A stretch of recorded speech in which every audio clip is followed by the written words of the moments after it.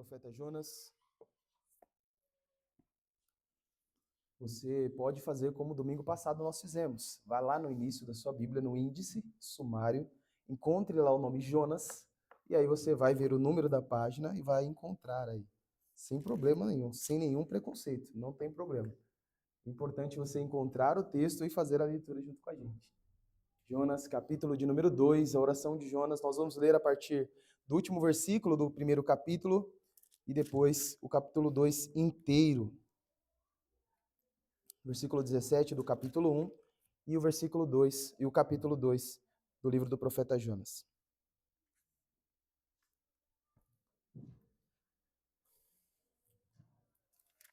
Vamos fazer a leitura da palavra de Deus então.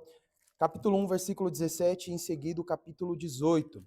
Diz assim então: Deparou o Senhor um grande peixe para que tragasse Jonas, e esteve Jonas 3 dias e 3 noites no ventre do peixe.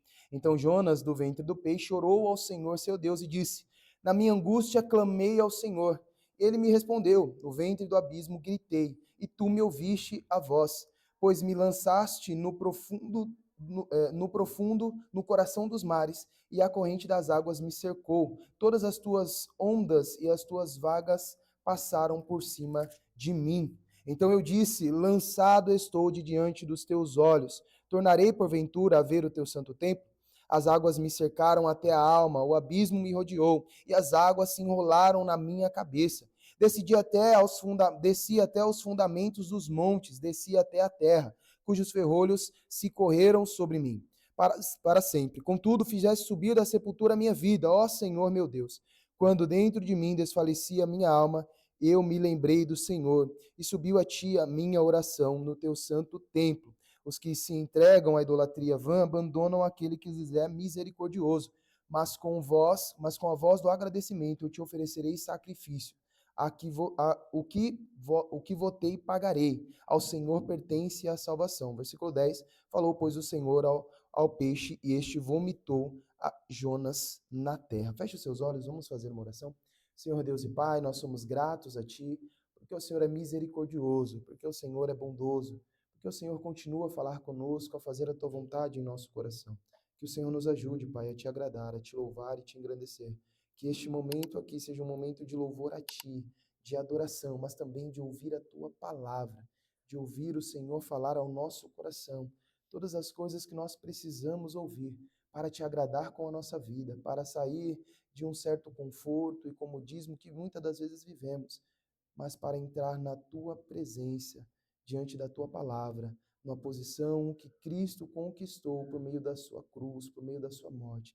Em nome de Jesus, essa é a nossa oração. Amém. Meus irmãos, nós estamos então na série Jonas, Subversão e Graça. Subversão e graça porque subversão é destruição, é aniquilação. E Jonas teve toda o seu interesse e a sua vontade aniquilada, subvertida, destruída. Quando nós vamos para o livro de Jonas, nós vamos nos deparar com vários estereótipos sendo justamente subvertidos, destruídos. Um profeta que foge, alguns pagãos num barco clamando ao Deus Salvador e fazendo ali sacrifícios, uma cidade que é rebelde a Deus se arrependendo. O livro de Jonas nos ensina que Deus destrói os estereótipos, destrói a nossa vontade, destrói as nossas expectativas. Mas Deus, por meio disso, mostra também a sua graça, a sua misericórdia, o seu amor, a sua compaixão. Com Jonas não é diferente. A semana passada nós vimos no capítulo 1 sobre a fuga de Jonas. O tema da mensagem era a fuga. E nós percebemos que na fuga de Jonas, nós conseguimos encontrar de onde se originou. De alguns conflitos, como por exemplo, primeiro, o conflito de interesse. Jonas não obedece à voz de Deus, não porque ele temia, porque ele tinha medo, como você aprendeu na EBD quando você era criança, né? Que ele tinha medo, é o profeta medroso, não. É porque Jonas tinha a intenção diferente de Deus. Jonas não queria que a cidade de Nínive fosse perdoada pelo Senhor e assim deixar de ser destruída. Então, Jonas agora olha para o seu interesse e fala, não, eu não vou profetizar. Eu sei que é interesse de Deus que eu vá a Nínive, mas eu vou seguir os meus interesses. Então, a fuga de Jonas se dá primeiro por um conflito de interesse. Segundo, por um conflito de espiritualidade. Jonas não tinha mais um espiritual saudável para orar a Deus, por exemplo.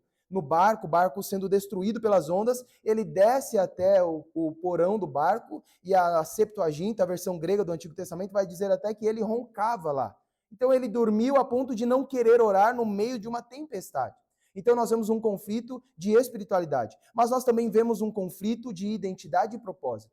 Quando se pergunta para ele quem ele é, ele não diz, eu sou um profeta do Senhor em uma missão. Ele diz, eu sou hebreu, eu sou aquele que está peregrinando, eu não sou ninguém que te importa, não se preocupe. Jonas já não sabe mais quem ele é. A sua fuga se dá desses conflitos. E o último conflito é o conflito de instrumentalidade. Jonas foi um instrumento de Deus, não da forma que Deus designou, mas ele serviu de exemplo. Por meio dele, muitos homens que estavam naquele barco, naquele navio mercante, foram convertidos e se arrependeram e fizeram sacrifícios a Deus.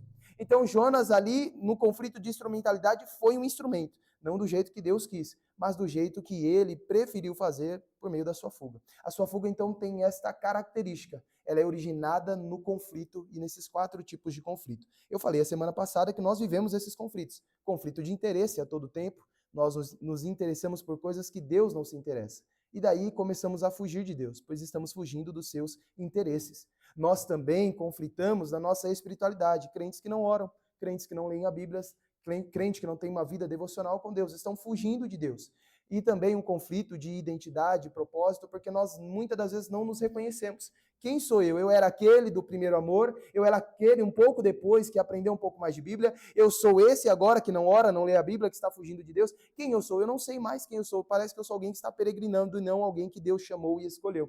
E por último, um conflito de instrumentalidade. Deus nos chamou para fazer algo que nós não estamos fazendo. E o nosso exemplo, por mais que seja ruim, vai acabar servindo para edificar e fortalecer alguém. Talvez vai acontecer algo ruim com você que alguém vai falar, eu não vou fugir de Deus, olha o que aconteceu com fulano. Olha o que aconteceu com ele. E você vai ser instrumento por causa disso. Mas quando nós vamos para o capítulo 2, nós vamos ver então que Jonas foi atirado ao mar.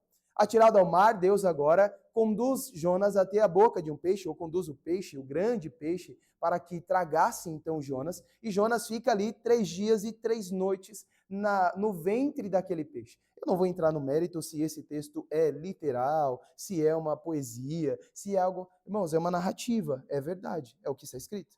Se você duvida de que a palavra de Deus é a palavra de Deus, aí vai ser um problema seu, não tem problema nenhum. Mas nós vamos sempre encarar o pressuposto de que toda a palavra de Deus é inerrante, infalível, e ela não contém erros, é suficiente para todos nós. Então eu não vou nem entrar no mérito aqui, será? Mas eu nunca vi um relato assim na ciência e tal. Você já viu algum relato de um homem andando sobre o mar?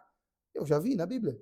Você já viu uma multiplicação de pães e peixes? Você vai dizer que também não é literal, aquilo lá é uma poesia, uma metáfora falando ali sobre como os dividiram. Então, irmãos, Deus fez milagres muito maiores do que esse aqui, e a história de Jonas está sendo conduzida divinamente e sobrenaturalmente. As tempestades que assolaram aquele navio que Jonas estava, assustou aqueles marinheiros a ponto de falar, não, a gente mexeu com algum Deus. Não é normal isso aqui, tem alguma coisa errada. É uma tempestade sobrenatural.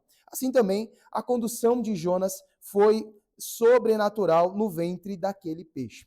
E nós vamos então dar o tema para este sermão como o seguinte, a oração de Jonas. E nessa oração de Jonas nós vamos aprender 3 coisas. O que nós podemos aprender então com a oração de Jonas no ventre daquele peixe, depois de passar por essas narrativas? Nós vamos poder então, ao meditar aqui no texto da oração de Jonas, tirar algumas aplicações e algumas lições práticas para nós. Eu quero que você preste muito bem atenção, leia o texto, aprenda com Jonas, para que não seja você o próximo a ser engolido por uma baleia. Vamos lá então, primeiro versículo e segundo versículo diz assim, então Jonas, do ventre do peixe, orou ao Senhor seu Deus e disse, na minha angústia clamei ao Senhor, e ele me respondeu, do ventre do abismo gritei, e tu me ouviste a voz. Algo muito interessante. Jonas não orou para retrucar a ordem de Deus. Quando Deus entrega a missão a Jonas, Jonas não ora para dizer, Senhor, olha, mas você sabe como Nínive é. Senhor, mas por que vai perdoar aquela cidade? Senhor, a Síria está conquistando tudo. Olha, nossa nação precisa de... Jonas não orou. Quando Jonas chega no navio, Jonas não ora também para pedir uma direção, para pedir alguma orientação a Deus. Quando a tempestade assola o barco, Jonas não ora a Deus. Quando se reúnem os marinheiros em oração e até o capitão do barco faz um apelo a Jonas, ore a teu Deus, ele ainda não ora a Deus. Mas chega um momento que Jonas não consegue evitar a oração. E este momento é no ventre daquele grande peixe, no mais profundo abismo, como ele disse. O que nós aprendemos é que Jonas conseguiu fugir do Senhor até certo ponto. Conseguiu correr, conseguiu evitar a oração, mas Jonas chegou em uma situação que ele teve que orar. Deus colocou Jonas em uma situação que ele não conseguia mais ignorar o seu relacionamento com Deus. Jonas chegou tão fundo que não tinha mais o que fazer a não ser orar a Deus. E quando Jonas ora a Deus, a primeira lição que nós podemos aprender é que nós podemos tirar coisas boas das aflições da vida. Talvez isso seja meio clichê para você, talvez seja meio óbvio, talvez você já ouviu isso antes. Vai tendo paciência comigo, é que o inimigo se levantou contra a minha vida essa semana, eu estou gripado, estou com a garganta difícil aqui, mas Deus vai dar graça. Jonas orou no ventre do peixe, e o que nós aprendemos para começar com esses versículos é, dá para tirar coisas boas das aflições da vida.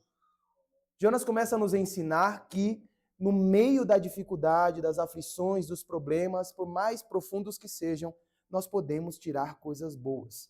Primeiro, a aflição gera intimidade com Deus. A aflição gera intimidade com Deus. Quando Jonas relata isso no seu livro, ele diz que ele orou a quem? A quem ele orou? Ao seu Deus. Isso foi pedido a ele. O capitão falou justamente isso. Ei, levanta daí, como que você está dormindo? Clama ao seu Deus. Falou assim. Mas ele não orou. Ao contrário, ele falou, a culpa disso tudo é minha. Me lança no mar aí, que vai acalmar a tempestade para vocês aí.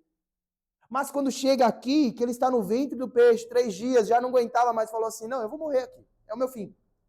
E aí ele clama ao seu Deus, a quem agora ele está com uma intimidade renovada. Pelo menos por sua parte. Pois ele tem liberdade para orar e clamar ao seu Deus. E Deus ouvir a sua voz. A primeira coisa que nós podemos, então, aprender é que dá para tirar lições boas das aflições. Primeiro, que quando nós somos aflitos, quando nós somos angustiados, quando passamos por provações e sofrimentos, nós estamos com a oportunidade de ter intimidade com Deus. Cada um enfrenta as tribulações do dia a dia de um jeito. Cada um enfrenta as provações do dia a dia de uma forma. A partir dessa experiência lá no fundo do mar, Jonas agora deixa de ter um Deus distante e impessoal, como ele mesmo estava encarando o seu Senhor, o seu Deus, agora para um Deus a quem ele clama e chama de seu Deus. Será que Deus vai precisar nos mandar para o fundo do mar para nós entendermos essa nossa intimidade com Deus? Para que gere em nós o sentimento de que pertencemos ao nosso Deus. Jonas estava fugindo por um conflito de identidade. Ele não sabia quem ele era e nem de que Deus ele era. Ele falou, eu sou hebreu e sirvo a um Deus aí, que é dono do mar, da terra, tudo que há aí, mas é o seguinte, é só isso. Eu não sou profeta, não estou numa missão, esquece tudo isso aí, eu não sei quem sou. Mas quando Jonas está no ventre do peixe, agora ele sabe que tem intimidade com Deus. Agora ele clama ao seu Deus. Agora ele clama ao seu Senhor. Agora ele clama àquele a quem serve, a quem o mandou, a quem enviou. É o primeiro contato desde a sua fuga dele com Deus. A primeira iniciativa que ele tem para com Deus. No meio da maior aflição, da angústia, do sofrimento. E muitas das vezes na nossa vida é igual. Nós passamos por situações que nós chegamos lá no fundo, parecendo que vamos morrer. E é lá que nós descobrimos que nós servimos a um Deus que é o nosso Deus. E aí é nós que vamos lá clamar. Deus nos deu a oportunidade de tomar iniciativas, de fazer a vontade dele, de ouvir a sua voz. Mas só quando estamos lá no fundo do poço é que nós lembramos que temos um Deus. E aí nós clamamos ao nosso Deus. O sol, quando bate no barro, endurece o barro. Mas quando ele bate na cera, ele logo derrete a cera. Cada um enfrenta a dificuldade de uma forma. Você pode lembrar que tem um Deus que cuida de você. Você pode lembrar que tem um Deus que você serve, que é o seu Deus, e clamar a Ele como Jonas fez. Ou você pode negligenciar isso, morrer calado, morrer sozinho, sem tentativa, sem tentar se levantar, se restaurar. Cabe a você escolher. Jonas aqui falou, olha, é o seguinte, eu vou clamar agora ao meu Deus. Este é o meu Deus. E veja que a oração de Jonas foi ouvida mesmo do ventre do abismo. Veja no versículo 2 que ele diz, na minha angústia clamei ao Senhor e ele me respondeu. Do ventre do abismo gritei e tu ouvistes a minha voz. A voz de Jonas é ouvida mesmo de dentro daquele abismo. Jonas estava num lugar que talvez ele podia falar, não, eu tive a oportunidade. Eu estava lá na reunião de oração dos marinheiros. Aquela era a oportunidade perfeita. Eu estava lá no porão, no momento, sozinho, eu podia ter dobrado os meus joelhos e orado. Mas agora aqui, no ventre do abismo, já com a sepultura aberta, não, acho que agora não dá mais. Mas ainda assim, a oração de Jonas vem de lá. Lá do mais profundo abismo. Lá do fundo do poço. De onde Jonas talvez não seria encontrado por um submarino tecnológico, ou por uma sonda, ou por navegantes experientes. Mas os ouvidos do Senhor não estão tampados, não estão obstruídos para ouvir a oração de Jonas.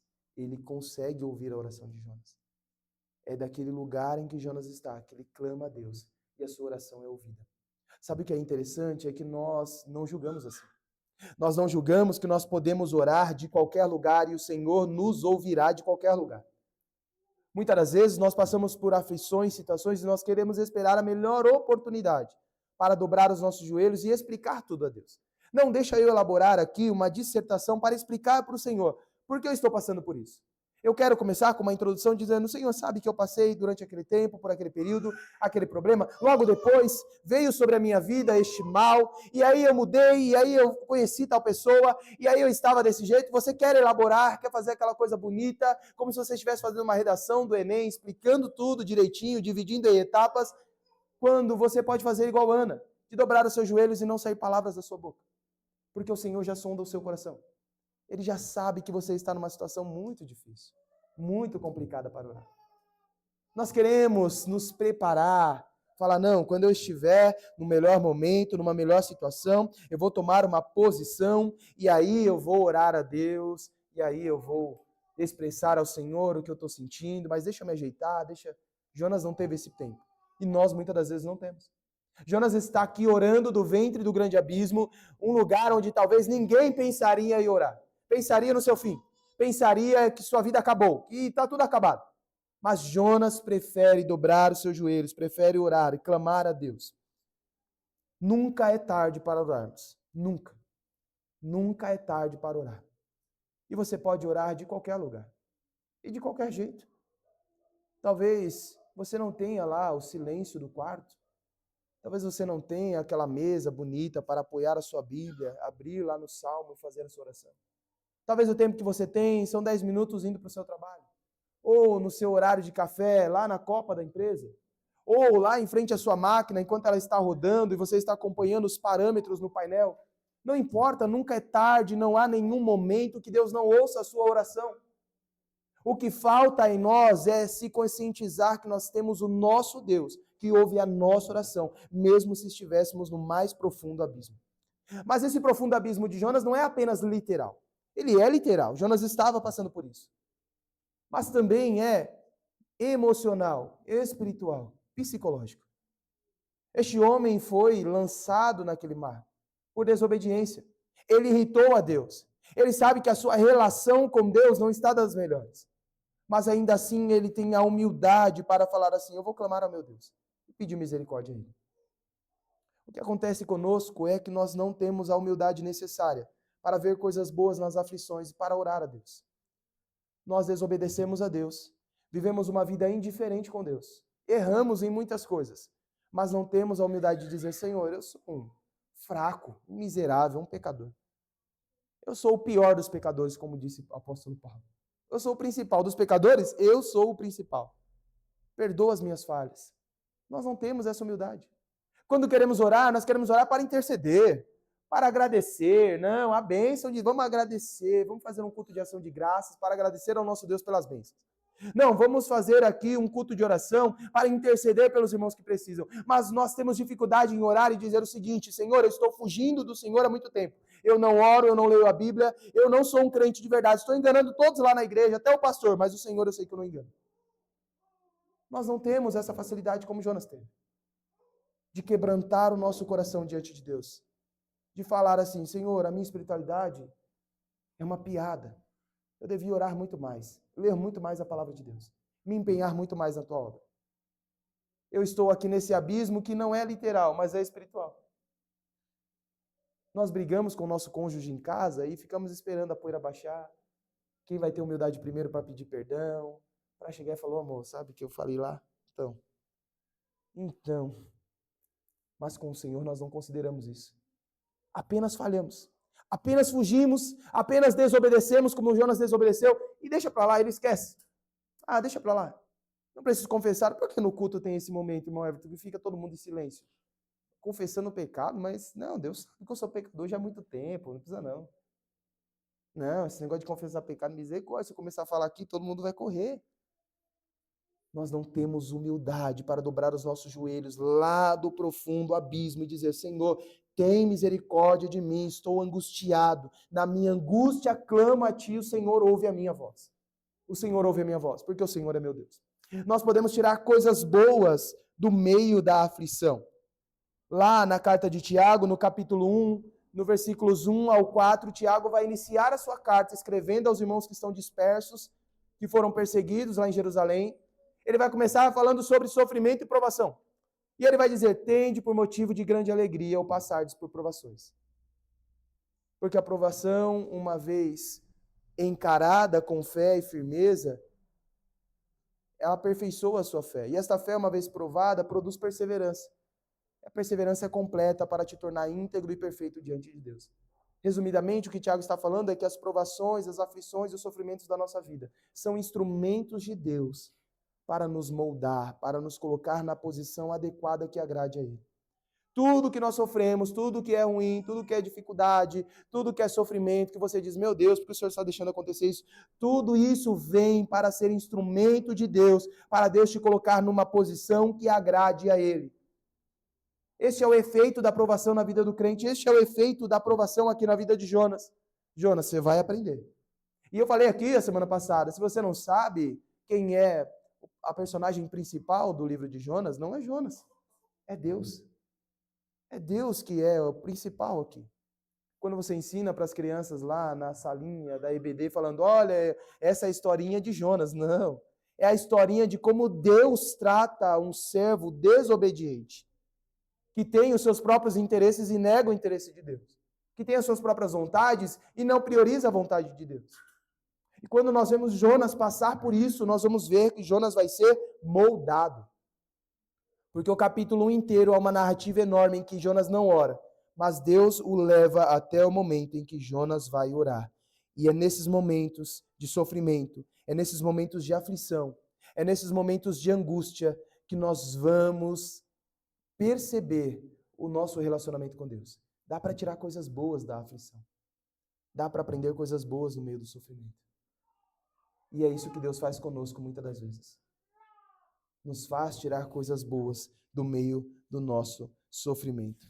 Jonas teve então uma intimidade com Deus.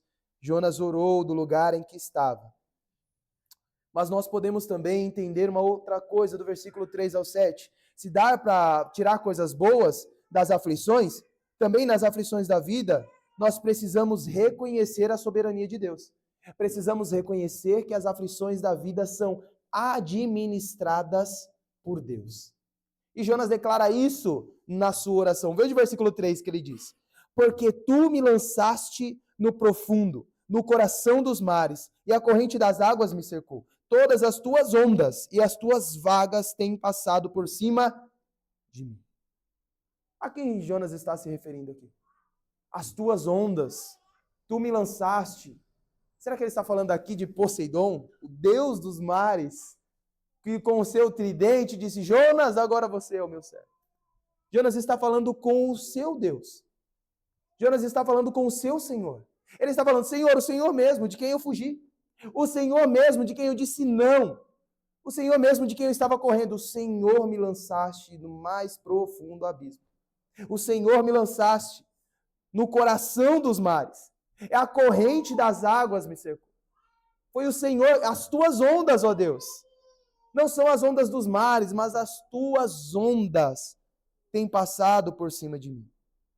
Sensibilizado por esta dor que ele está passando agora, por esta aflição que ele está passando agora, ele reconhece Deus e reconhece também a soberania de Deus. A administração de Deus. Ninguém foge do Senhor e fica impune. Ninguém corre do Senhor e fica sem ser encontrado.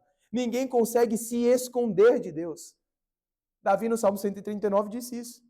Para onde me ausentarei, Senhor, da tua presença?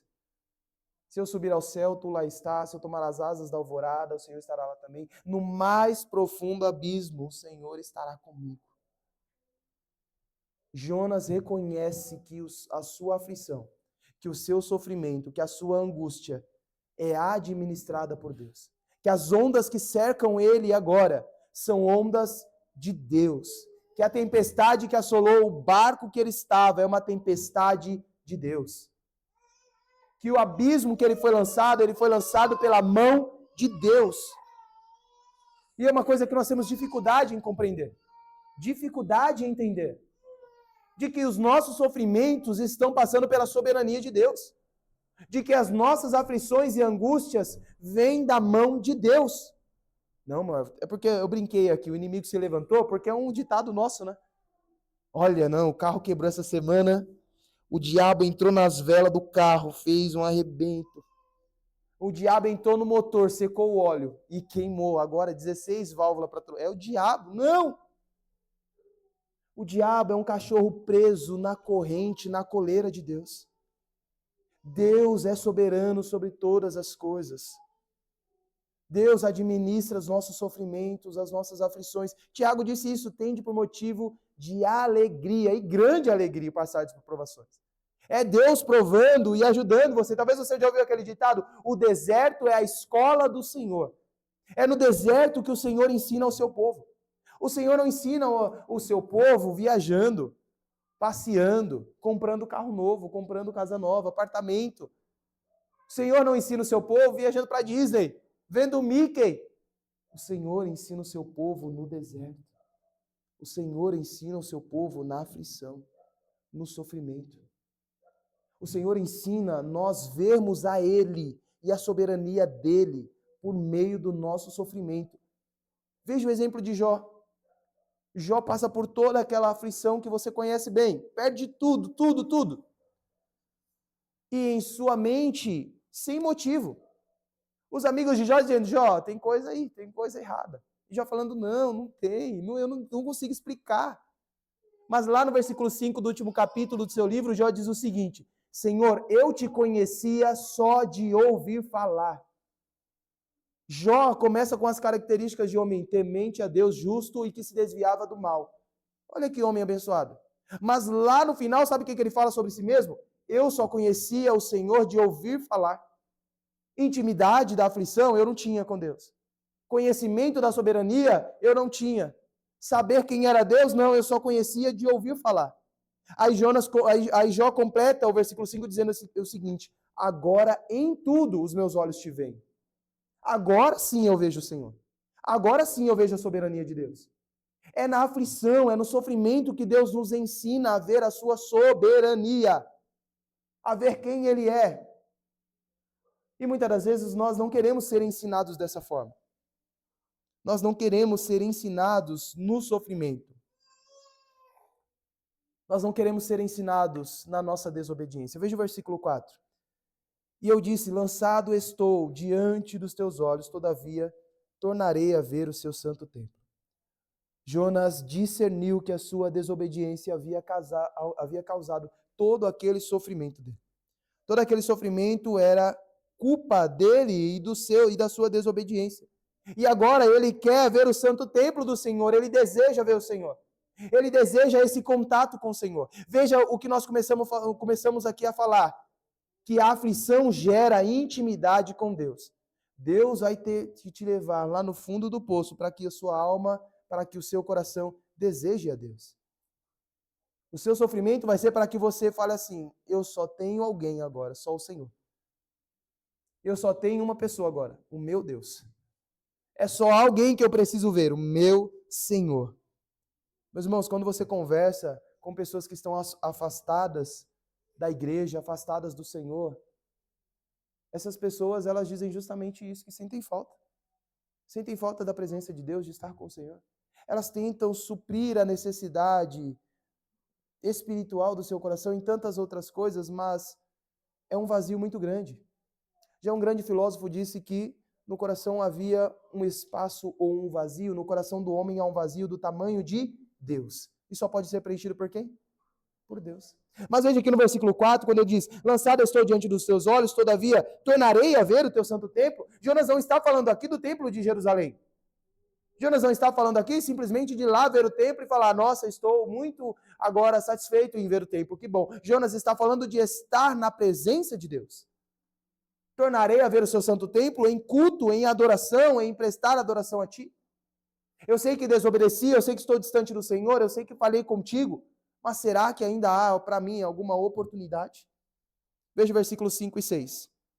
As águas me cercaram até a alma, o abismo me rodeou, e as algas se enrolaram na minha cabeça. Eu desci até os fundamentos dos montes. A terra me encerrou para sempre com seus ferrolhos, mas tu fizeste subir a minha vida da perdição. Ó Senhor, meu Deus. Nós vamos ver uma descida brusca. Jonas caindo praticamente em um abismo. Tenta relembrar comigo. No texto do capítulo 1, versículo 3, Jonas desce para Jope. Depois desce para o navio. Do navio ele desce para o porão. Do porão ele desce para o mar. Do mar ele desce para o ventre desse peixe. E provavelmente Deus fez esse peixe dar uma voltinha com Jonas bem lá no fundo. É uma queda livre. A desobediência e a fuga é uma queda livre. É um abismo que chama outro abismo. É uma queda que chama outra queda. É uma falha que chama outra falha. Fugir de Deus, se ausentar de Deus, querer enganar a Deus, procurar os próprios interesses em vez dos interesses de Deus, como Jonas fez, é uma queda atrás da outra, um abismo atrás do outro. E Jonas está falando justamente isso. Agora eu não sei mais se tem para onde descer. Ele está dizendo: eu desci até os fundamentos dos montes. Talvez ele está dizendo: eu nem sabia que tinha isso aqui. Olha onde eu fui chegar. Uma queda livre. E Jonas reconhece que isso tudo está sob a administração de Deus. Jonas reconhece que isso tudo está sobre o cuidado e o poder de Deus. Jonas foi mostrado, exposto a uma realidade de vida de desobediência. Deus disse: é desobediência que você quer? É desobediência que você quer? É para aí que você vai. Meus irmãos, haverá momentos em que Deus fará isso conosco. Quando Deus deixar com que nós vivamos nos nossos próprios caminhos e interesses, nós veremos queda atrás de queda, abismo atrás de abismo, sofrimento atrás de sofrimento. Quando não procurarmos compromisso com as coisas de Deus, com a palavra de Deus, com o que Deus manda a nós fazermos, nós veremos queda atrás de queda, abismo atrás de abismo, e chegaremos lá no fundo do poço. E o fundo do poço, meu irmão, pode não ser um lugarzinho lá na Cracolândia, lá não, né? Que você passa por lá e você fala: nossa, esse pessoal está no fundo do poço. O fundo do poço é a distância de Deus. O fundo do poço é não ser reconhecido como um profeta, como um instrumento de Deus, como Jonas era. É ter um conflito em sua própria identidade, de não saber que Deus te chamou, você não saber quem você é. O fundo do poço, como Jonas está aqui, será que eu ainda verei o santo templo? Será que eu ainda irei lá para Jerusalém? Ou seja, será que eu ainda viverei aqueles momentos que eu vivi? Será que eu ainda terei a mesma intimidade com Deus que eu já tive um dia? Será que eu orarei como eu já orei? Será que eu terei proximidade com a palavra de Deus como eu já tive? Esse é o fundo do poço. Pessoas distantes do Senhor, dos interesses do Senhor. E podem até estar bem de vida. Pode. Pode até estar com um bom carro na garagem, uma casa quitada, ó, quitei esse ano a minha casa. O casamento em dia, a esposa e o maridão no maior love. Os filhos em uma boa escola, aprendendo, tirando boas notas. Sua vida parece até andar nos eixos. Mas distante do Senhor, esta vida boa de prazeres, farturas e funcionando do jeito que você quer, é o fundo do poço. É melhor o sofrimento na intimidade com Deus do que a fartura distante do Senhor. Homens e mais homens ao longo da história foram testados e provados diante da fartura que o mundo oferece. Para estes, Jesus disse uma frase, um versículo bíblico que eu sempre digo aqui. Quando Jesus diz, o que adianta o homem ganhar o mundo inteiro e perder a própria alma? De que proveito tem o homem conquistar o mundo inteiro e perder a própria alma? E Jesus não está dizendo aqui de uma casa apenas, de uma boa família, uma qualidade de vida, ir bem nos negócios. Jesus está dizendo do mundo inteiro. Ele disse, o mundo inteiro não vale a sua alma. Mesmo que você fosse a pessoa mais famosa do mundo, ainda assim não haveria proveito se isso te fizesse perder a sua alma. A vida sem Deus, a vida longe do Senhor Deus, é uma vida no fundo do poço, no mais profundo abismo, longe do Senhor, distante de Deus. E Jonas reconhece isso, por isso ele fala, olha, eu estou no fundo, no mais profundo. No versículo 7, ele vai dizer ainda, quando desfalecia em mim a minha alma, lembrei-me do Senhor e entrou a ti a minha oração no seu santo templo. A verdade é que, quando nós sabemos da soberania de Deus e a administração das nossas provações, é só lá no fundo do poço que nós lembramos de Deus. É só. Ninguém pede oração quando vai passear, né? Aí fala assim, ore por mim aí que eu vou gastar uma grana agora num chalé. Ora aí por mim aí, pela minha família, para Deus me guardar naquele chalé, naquela jacuzzi aquecida, com sais e pétalas. Mas quando seu filho vai para o hospital, você manda mensagem. Quando você perde o emprego, você manda o seu currículo para os seus irmãos. Você pede oração. Quando te acomete uma crise no seu casamento, você procura o pastor. Mas você não procura o seminarista da igreja para dar uma oferta para ele, né? Quando você... Irmãos, Jonas está aqui, desfalecia em mim a minha alma, desfalecia, morria. Eu estava com um pé lá na cova e o outro fora. E aí o que ele faz?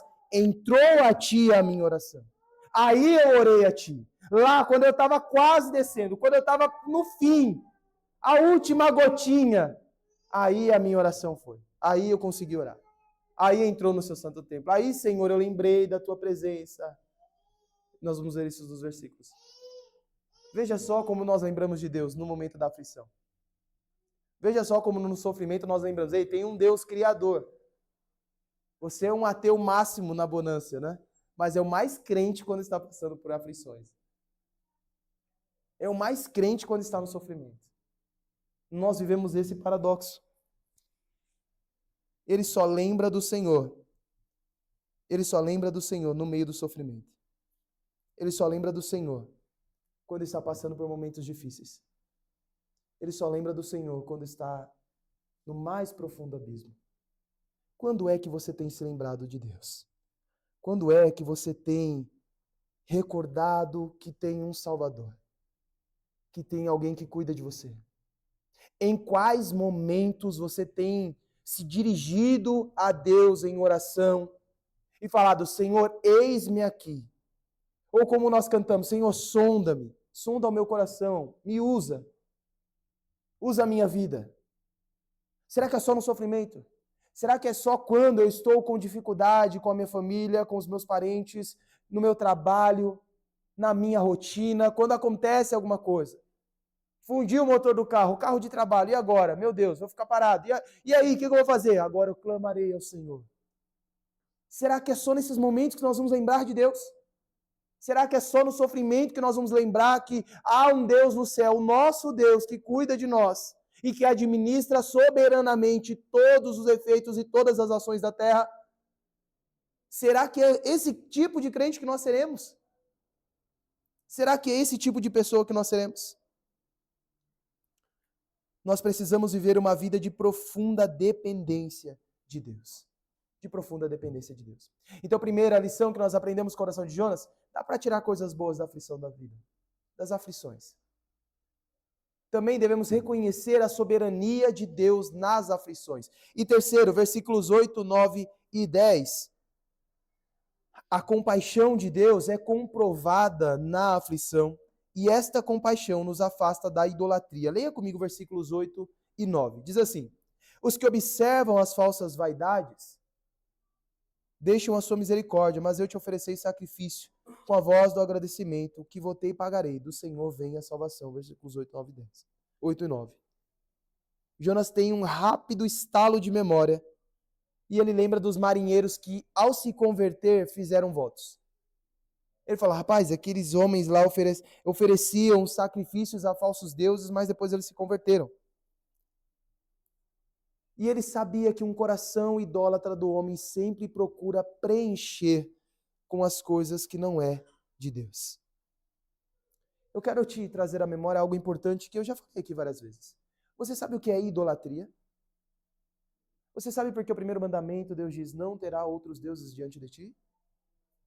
Porque o nosso automático, o nosso natural é a idolatria. É ser idólatra. É ter ídolos. E talvez você diga assim, não, você está confundindo, eu não tenho em casa. Olha, eu até tinha uns bonequinhos lá do Senhor dos Anéis, mas até tirei da prateleira, porque eu não quero ídolo em casa. Talvez você pense que ídolo é uma estátua. Talvez você pense que ídolo é um pedaço de gesso que você pode colocar lá na prateleira e falar, isso aqui é santo tal. É o santo das causas perdidas, porque eu sou corintiano, então é esse santo aqui que eu preciso. Talvez você pense que idolatria é ter um santo, é ter um ídolo, é ter a Madonna como ídolo, é ter o Justin Bieber, é ter popstar, Neymar. Oh, Neymar é meu ídolo, a idolatria. Idolatria é tudo que ocupa o lugar de Deus na sua vida. Idolatria é tudo que tira o espaço de Deus na sua vida. Jonas sabe aqui que ele pode ter um coração idólatra. Ele lembra dos marinheiros, ele lembra da cidade de Nínive e ele fala, eu estou igual. Eu sou igual um ímpio, um idólatra. Aqueles que entregam-se às vãs idolatrias, eu sou igual a esse. Porque eu coloquei os meus interesses à frente de Deus. Tudo que você coloca no lugar de Deus se torna o ídolo do seu coração. E não precisa ser algo palpável apenas. Pode ser o seu desejo por se formar. Talvez a sua formação lá na universidade ou onde você estuda, talvez requer de você que você abandone os preceitos de Deus. E você diz assim, mas não tem problema não, né? Poxa, qual é o pai e a mãe que não quer um filho formado, né? Ainda mais nesta profissão tão nobre, cuidar da alimentação dos pacientes. Quem é que não quer um filho dizendo, o filho nutricionista? Ou pior ainda, um músico? Estudar todos os acordes, os campos harmônicos. Isso é lícito, é bênção de Deus. Olha, não tem como isso ser um ídolo. Tem. Se isso toma o lugar de Deus para você, mesmo sendo lícito, mesmo sendo algo de se orgulhar, mesmo sendo o sonho da sua mãe, o sonho do seu pai, o sonho da sua família que você se formasse. Ainda assim, se isso tirar dos caminhos do Senhor, dos preceitos de Deus, de fazer você priorizar os seus interesses, as suas vontades, isso é um ídolo no seu coração. Everton, graças a Deus eu não tenho esse problema. Mas olha, meu trabalho ninguém toca, hein? Porque quem é que não quer um homem, um marido trabalhador? Ou uma esposa que cuida da casa com todo o afinco? E ela troca até a comunhão com Deus para deixar a casa limpa, organizada e bem cuidada. Ou se não é o trabalho, se não é a casa, os meus filhos não. Os meus filhos ninguém toca. Senhor, eu adoro o Senhor com as suas coisas, eu com as minhas, mas olha, os meus filhos em primeiro lugar. Depois eu penso no meu relacionamento com Deus. Todas essas coisas podem se tornar ídolos em nosso coração. Podem se tornar motivo e alvo de idolatria a nós. E é aí que nós erramos. E é aí que nós estamos com o coração nas vãs idolatrias. Crentes dentro da igreja, priorizando tudo, menos a vontade de Deus. Menos os preceitos de Deus. Menos o que Deus diz em sua palavra. menos o que Deus está... Não, Everton, mas é que eu sou muito apegado à igreja, sabe? Eu sou da igreja, da igreja. Tem tanto idólatra da igreja, que ama as coisas da igreja, ama as programações, ama os trabalhos da igreja, os cultos, ama tocar, ama cantar, ama pregar, mas que não tem um relacionamento com Deus. Que não consegue orar, não consegue ler a Bíblia em casa, não consegue cuidar da sua família. Deus nos chama para não ser idólatras. E Jonas, nos versículos 8 e 9, ele está dizendo justamente isso. Aqueles que ficam nessas falsas vaidades deixam a misericórdia do Senhor. Ele tem medo agora de ser um idólatra, vaidoso, com ídolos em seu coração. Jonas foi constrangido pela mão do Senhor a reconhecer que a compaixão de Deus estava o afastando da idolatria. Meus irmãos, Jonas é uma lição para nós. Jonas é uma grande lição para nós. Jonas é um homem exemplo para nós, de como nós somos falhos. Como Deus pode gastar tão pouco tempo na profecia do profeta? Gastar tão pouco tempo na conversão daqueles ímpios? Nós queremos ler livros do avivamento no país de Gales. E como começou a pregação. E qual era o tipo de pregação? A pregação daquele grande missionário que ia para as ruas e pregava. E ele falava aquele sermão. E aí lá no livro gasta-se 20, 30 páginas falando sobre o sermão. E aí dizia o que as pessoas sentiam, como elas iam para as ruas adorar a Deus e ser avivadas. Veja que essa não é a história de avivamento. Essa não é a história de como aconteceu o avivamento lá em Nínive, uma das cidades mais destruidoras e perversas que se arrependeu. Não. É de como Deus trata um coração fugitivo como o nosso coração. É de como Deus trata homens e mulheres que fogem de Deus como nós fugimos. Nós aprendemos então 3 lições importantes aqui na oração de Jonas. Primeiro, que dá para tirar coisas boas das aflições da vida. Segundo, que devemos reconhecer a soberania de Deus no meio das aflições, como Ele administra as nossas aflições. E terceiro, que a compaixão e a misericórdia de Deus nos afasta da idolatria. Da dor que Jonas passou, veio o sofrimento. Após orar, Jonas testemunhou um grande milagre. Leia comigo o versículo 10. Depois dele declarar, ao Senhor pertence a salvação, no versículo 9, a palavra de Deus diz assim: falou, pois, o Senhor ao peixe, e este vomitou a Jonas na terra. Depois de orar ao Senhor, depois de clamar a Deus, de reconhecer a sua culpa, depois de confessar os seus pecados diante de Deus e saber o quão fugitivo Jonas estava, ele presencia um grande milagre, o milagre da restauração. Jonas é devolvido à vida. Jonas é deixado agora na terra. Ele sai daquele profundo abismo em que ele estava para continuar. Jesus Cristo nos mostra como Deus é especialista em usar a dor para produzir a vida. É só olharmos para a grande dor da cruz. Lá na cruz de Cristo, Cristo sofreu o flagelo por os nossos pecados. Homem de dores, o profeta Isaías vai chamar. Sofreu por nós uma grande aflição, um grande sofrimento. E ele mostrou ali como Deus usa o sofrimento para nos ensinar e para produzir em nós vida, assim como foi produzido em Jonas. Na cruz de Cristo nós vemos a ira de Deus. Na cruz de Cristo nós vemos ali a nossa condenação sendo anulada, cancelada. Lá em 2 Coríntios capítulo 4, versículo 10, Paulo diz, trazendo sempre no corpo o morrer de Jesus, para que a vida de Jesus, da mesma forma, seja revelada em nosso corpo. É isso que Jesus disse quando aquele que perder a sua vida vai ganhá-la. É por morrer em Cristo, é por morrer em Deus, é por morrer em Jesus, que nós voltamos à vida. Jonas morreu no ventre daquele peixe. Jonas disse, estou desfalecendo, e ele faleceu. Esse Jonas que é lançado na terra é um novo homem. Um homem que entendeu o seu sofrimento e como Deus falou com ele. Um homem que entendeu que estava fugindo e que não dava mais para fugir desse Deus. É por meio da dor, por meio do sofrimento, por meio dos conflitos que nós vivemos, que Deus revela a vida em nós. revela a vida em nosso corpo. O Senhor quer nos ajudar a ressignificar os nossos sofrimentos, as nossas angústias, as nossas aflições. Longe de tudo e de todos, as nossas, individualmente, de cada um de nós. Dar um significado novo, uma motivação e um propósito novo.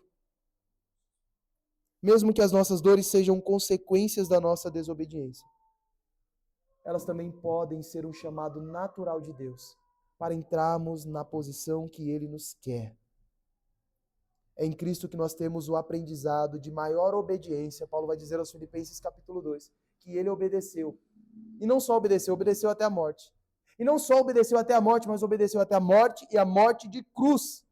Este é o nosso maior exemplo. E é isso que Paulo começa falando aos Filipenses. Tende em vocês o mesmo sentimento que houve em Cristo Jesus.